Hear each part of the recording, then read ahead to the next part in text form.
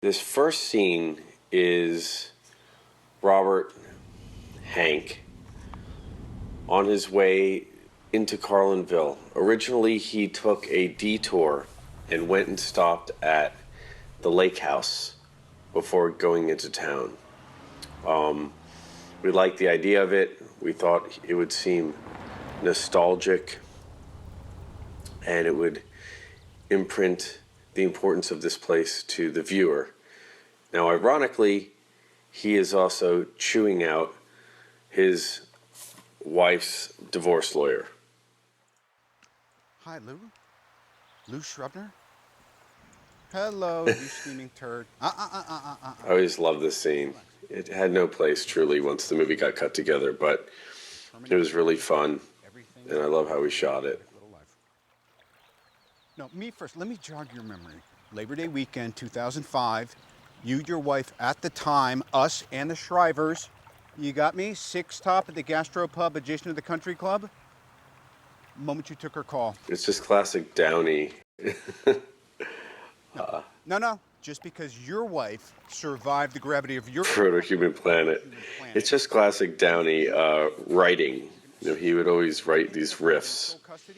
Or fleece me, and then wait 2 weeks before you ask her out on a date. I've heard about you, you fucking slug, you simian predator.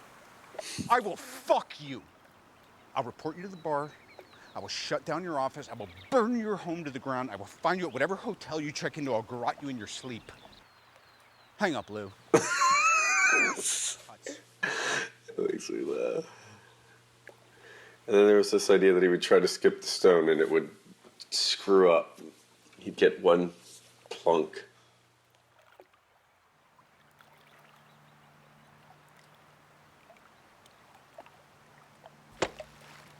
And then I love this. This is a total, again, another Downey moment. There you go. Really fun scene. Unfortunately, just wasn't a spot for it in the movie. This scene was from when Robert first arrives home and he first walks in the door. And this is an absolutely beautiful, beautiful scene. And this was one of the hardest for me personally to take out of the movie. I just really love the lighting, the way we composed it, the blocking, and just Robert's performance right here. Just spectacular and deep and real and emotive. He's moved by the smell of his mother. Here's his dad, runs out, and then his father walks out of the shower and smells the mother. It's so complex and brilliant. It's just a brilliant scene.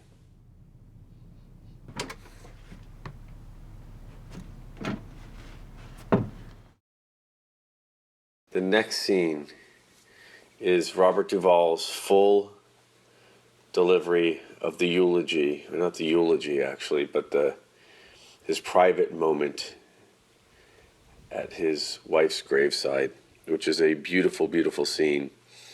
But again, for a movie that was a 4-hour assembly, it just was too much. Here it is. What do you think? This is originally written as Bill Dubuque wrote it. Not so far from folks, you'll be alone. Not so close, you'll be crowded. You comfortable? I always felt the dolly shot here. We only did 2 takes. This scene was too fast. It's supposed to be a crawling shot. Just moved a little too quick. Dale would like this sycamore tree, won't he?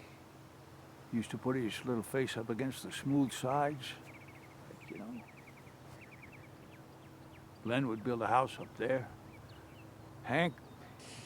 Beautiful piece of writing. Just the comparison to the 3 sons, it really lets you know everything about how the father understands them right up front. But, you know, because we had the porch scene prior to this, and it was pretty clear by now what the dynamic was. To say goodbye. You always have been my sweetheart, and you always will be. I want you to know that. It's hard to leave, Mary. I know you're not in there, but once I do, I'll start with the shovels. 45 years, who does that anymore? Just you and me. No kids, no courthouse. Just that little place over on Spruce. How I used to make you laugh. We made each other laugh. We did.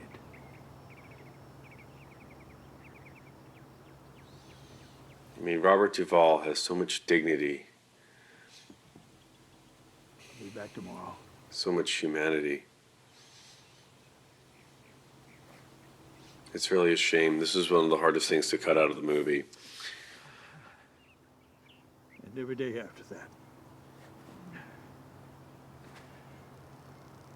You're my sweetheart.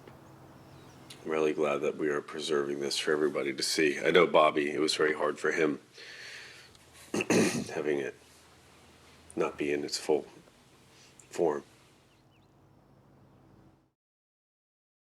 This scene was to lead the audience down that path of the judge having dementia. And it read really funny in the script. And originally in the script, he was nude when he came down the steps. There wasn't really a reason for that. And it turned into this eventually. And it just tipped the hat too early. It was just too much too early.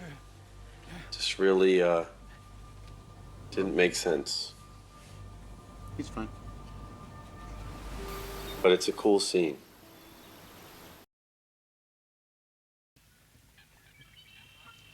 Now this is a scene after they walk different ways and Robert goes into the bar and discovers that Hank discovers that Sam works at the bar as well. And it's a really cool scene. We reserve the right to refuse. But it wasn't necessary. Again, it was a double beat. We had enough information, and lifting of it accelerated the film. You are a lousy liar. How many jobs do you have? I'm the best liar I know. I'm a blue ribbon liar. I heard the judge took out Blackwell. Just great acting. Nice. Great state of Indiana's less impressed. So what are you gonna do? I'll leave. Not my business. And it hasn't none of your business. You're a lawyer. It's hard not to just watch these scenes instead of talking about them. I love them so much. I do not wish him as a client. We can barely stand the sight of each other. Yeah. How's that? Well, because he doesn't like you. Get over it. Accept it. You were a total fuck up. What do you expect? The ADR lines that later got replaced by Vera. Every time that you think of your mom, every time you see Glenn or Dale, it will eat at you. Brett is a bitch. We're trying to clarify that Hank was a screw up before he came back to town. That wasn't really clear. And that his father wasn't really going to, and that his father had a reason to have issue with him being the judge of the town. Sage. Capable, seemingly, of solving any problem, large or small, with her unique blend of fucking honky-tonk, hoedown, Midwestern, world-wearied, blue-collar advice. I don't want it. I don't need it. Vera's little snarl right there, I love. How about trade school?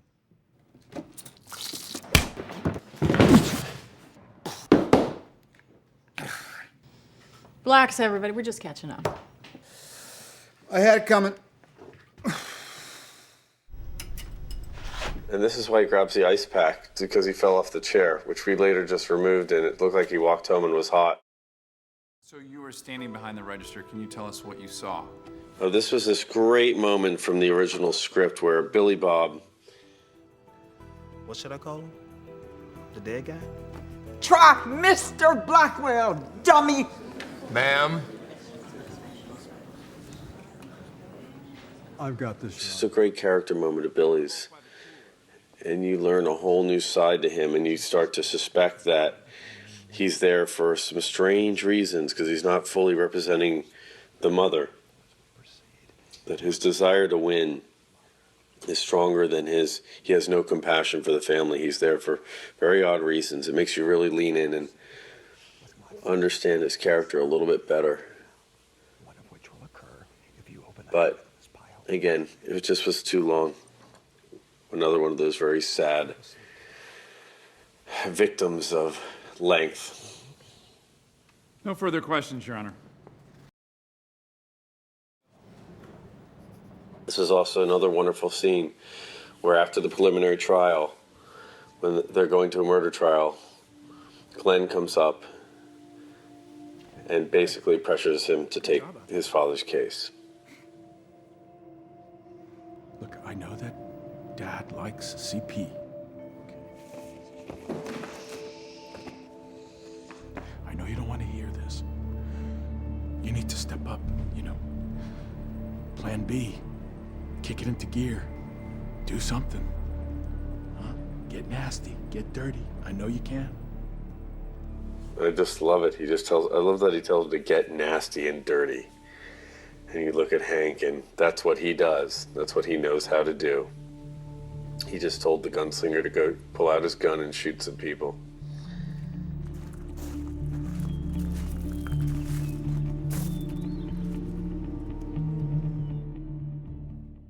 Unlock the car. Come on, let's go. I want to go home.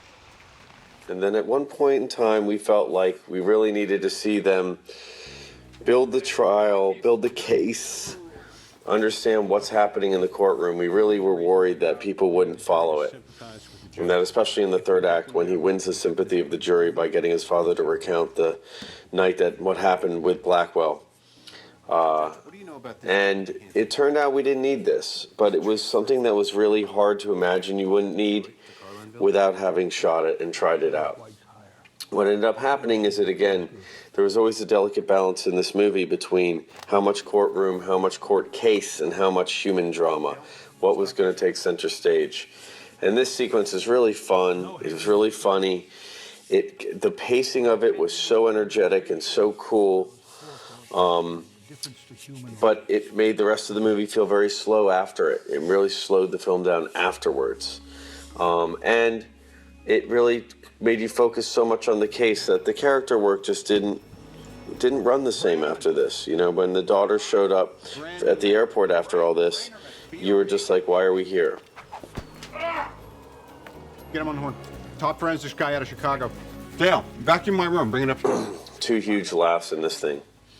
The finger and the plug hitting him in the head were big, big laughs. So, as it happens, Jim Powell. That sometimes you gotta kill your darlings. It's written up twice for This whole run is killing your darlings. Come on. He's raising 3 kids alone. It wasn't always possible for him to go straight to the lab. Jim Powell's an honorable man and won't let you destroy his reputation. Can I tarnish it? Tarnish? Yeah, you do love your work. Great acting.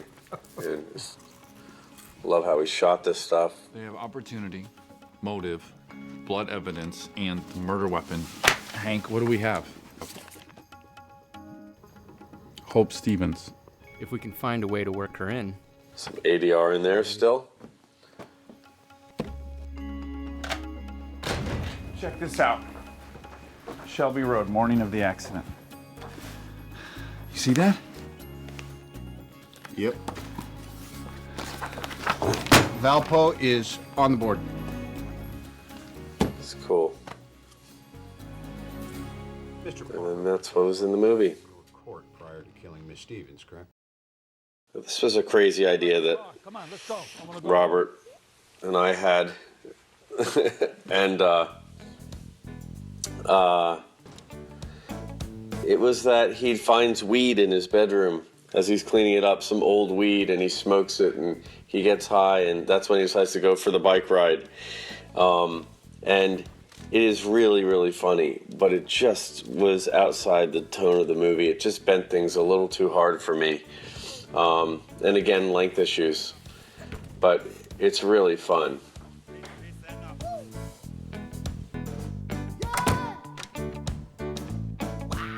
Opens up this box.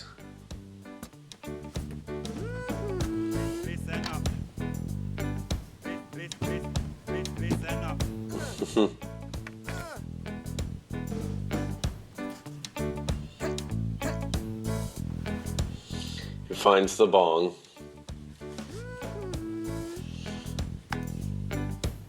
It's just so funny. And there's something priceless about Robert's language here. Just, this is the most fun scene of the whole movie to shoot, I'm sorry. It just was insane.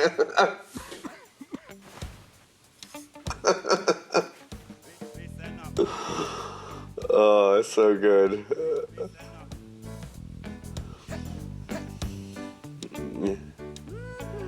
All the different rock t-shirts. The dancing. The nunchucks. I mean, it's so classic. This is just a hidden classic. Oh my God. He's drinking a cup of coffee as he goes in to get his bike. It's nuts. Honestly, it was really funny. There should never exist a cut of this movie that's any longer than it already is. But like every one of these scenes are great. They're just great.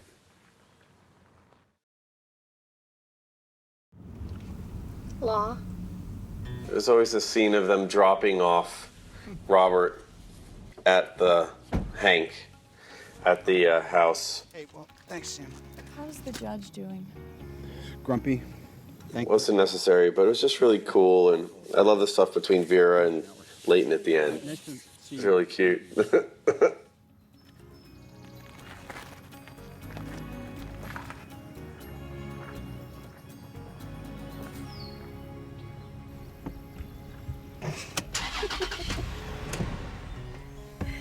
He's cute. Yeah, he's fine. This scene is really, really beautiful too. This was one of the hardest things again. Another one of the hard things to lose from the movie. Just a really nice extra layers of him and his father, of Hank and the judge, and Why was 6 afraid of 7? Because 7, 8, 9.